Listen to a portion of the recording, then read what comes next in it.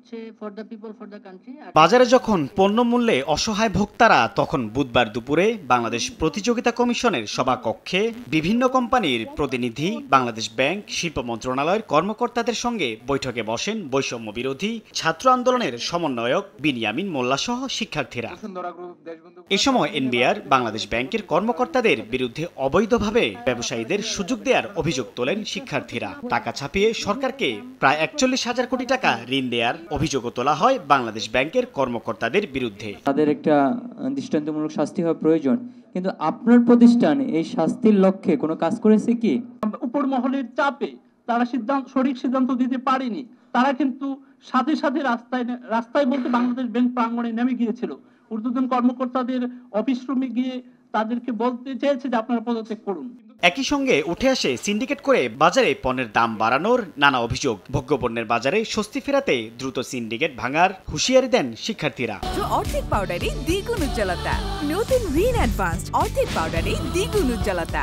এই বাংলাদেশ রাষ্ট্র ব্যবস্থাটাকে যে ব্যবসায়ী প্রতিষ্ঠানগুলোর এতদিন জিম্মি করে রেখেছিল, আমরা চাই যে তারা জনবান্ধব হয়ে কাজ করুক, জনগণের জন্য কাজ করুক। আমরা কোনো অ্যাসোসিয়েশনের মেম্বার না।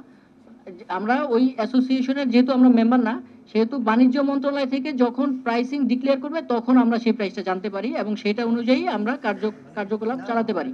আমরা ডলারটা কিনছি হলো আপনার কত দাম দিয়ে, 100 কোটি টাকা, এটা একটা ব্যাপার। 2 নম্বর হলো পার কেজি চিনিতে ইন্ডিয়া ট্যাক্স দেয় হলো 3 টাকা 72 পয়সা, আর আমি ট্যাক্স দিই 42 টাকা। এ সময় পণ্যের দাম নির্ধারণের ক্ষেত্রে বহুমুখী বাজার বাস্তবতা তুলে ধরেন ব্যবসায়ীরা। এপিসি এর সভাপতি ছিলেন, ভাইস প্রেসিডেন্ট ছিলেন, যারা নমিনেটেড বাই সেই গভর্নমেন্ট বা সরকার, সেই বাণিজ্য মন্ত্রণালয়ের মাধ্যমে তাদেরকে দেওয়া হতো। তারা ব্যবসায়ীদের জন্য যেই লিগ্যাল কথা সেটা না বলে ম্যাক্সিমাম টাওয়ারলি সরকারের পক্ষে কথা বলছে। বাজার নিয়ন্ত্রণে বাংলাদেশ প্রতিযোগিতা কমিশনের কর্মকাণ্ড নিয়ে প্রশ্ন তোলা হলে সংস্থাটির চেয়ারপারসন বলেন, কর্মকর্তা ও সক্ষমতার অভাবে সিন্ডিকেট দমনে হিমশিম খেতে হচ্ছে তাদের। আমার সক্ষমতার অভাব আছে, এটা আমি 14 তারিখে ওনাদেরকে বলেছি, তাদের হেল্প চেয়েছি to increase my man power. আমার এটা দরকার। বাজারে অসঙ্গতি দূর করতে ভোক্তার সচেতনতা আর সবার সমন্বিত উদ্যোগের কোনো বিকল্প নেই বলে মতামত দেন আলোচকরা। এরপরও ওদের সাইফুল ইসলাম, সময় সংবাদ, ঢাকা।